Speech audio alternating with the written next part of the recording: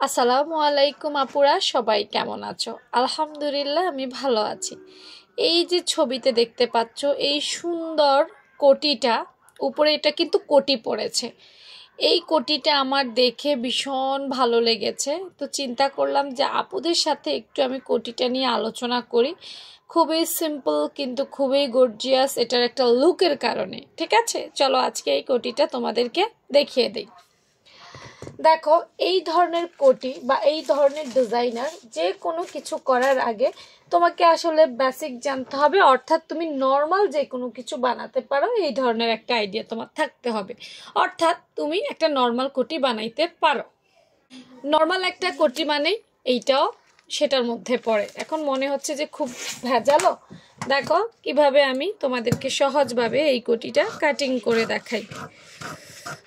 এটা বাড়ন্ত বয়সী বাচ্চা প্লাস যারা ফ্যাশন করো তারা কিন্তু এই কোটিটা ব্যবহার করতে পারো। ওকে, এটা একটা রিলসে পেয়েছি আমি, তোমার ইনস্টাগ্রাম রিলসের মধ্যে পেয়েছি, ইন্ডিয়ান কালেকশন। আচ্ছা, এই কোটিটার গলায় প্রথমে খেয়াল করো, এই কোটিটার গলায় হচ্ছে ফুল কলার, দেখেছো? ফুল কলার। তার মানে হচ্ছে এই কোটিটার জন্য তুমি যার জন্য বানাবা তার নর্মাল ফুল কলার যেভাবে দিতে সেইভাবেই নর্মাল ফুল কলারের মাপটা নিবে। অর্থাৎ তুমি একটা নর্মাল ফুল কলার একটা কামিজে যেভাবে দিতে সেভাবেই দিবে। ওকে, দেখো এরপর হচ্ছে কাঁধ লাইন। কাঁধ লাইনটা নর্মাল কাঁধ লাইন দেওয়া যাবে না, কাঁধ লাইনটা একটু বাড়িয়ে নিতে হবে, যেহেতু এটা একটা জামার উপরে পরা হবে তাই কাঁধ লাইনটা একটু বাড়িয়ে দিবে। তারপর আসো মহড়া। কোটির মহড়া সবসময় বড় দিতে হয়, এটা তো সবাই জানো, কারণ না হলে আমাদের এটা ফিটিংস হয়ে যাবে, আমরা হাতার দিক দিয়ে টাইট পড়বে, আমরা কি করতে পারবো না, আমরা এটা পরে আরাম পাবো না। তারপর কাট ডাউন অবশ্যই দিতে হবে যতটুকু তোমার দেওয়ার প্রয়োজন। আচ্ছা, এরপর হচ্ছে আমাদের যতটুকু বডি সাইজ দেওয়ার প্রয়োজন ততটুকু দিয়েই আমরা বানাবো। এখন আসো, সাধারণত আমরা কোটির শেপটা এইভাবে দেই, এই দেখো আমরা এইভাবে কোটিটা বানিয়ে থাকি, তাই না? তবে একটু কেটে ফেলি তাহলে আর একটু ভালো বুঝবা।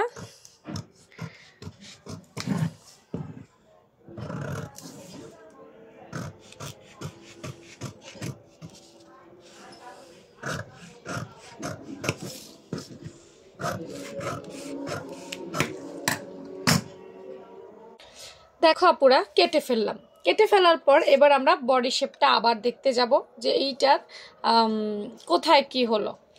চলো আমরা এটাতে দেখতে যাই। দেখতে গিয়ে দেখো সামনে কর্নার বের হয়েছে, পেছনে উঁচা। এটা সামনে পেছনে দুটোই আমি দেখেছি।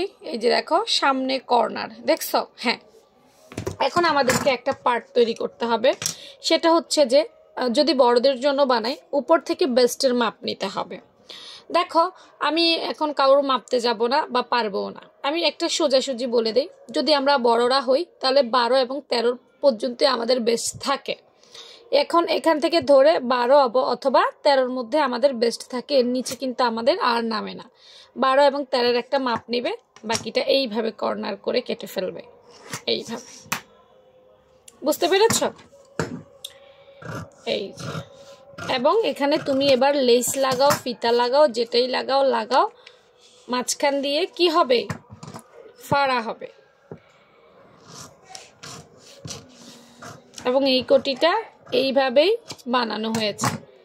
এই যে খুব সহজ কিন্তু কত সুন্দর, কত গর্জিয়াস, দেখেছো? ওই যে এখানে দেখছো বেস্টের নিচে নিয়ে তারপর কর্নার করে শেপ, ঠিক এখান থেকে এখানে বেস্টের নিচে গেছে তারপর কর্নার করে শেপ। এটাতে তো এই জড়ি জড়ি এগুলো লাগাইছে, এগুলো বাজারে তোমরা খুব সহজেই কিনতে পাবা।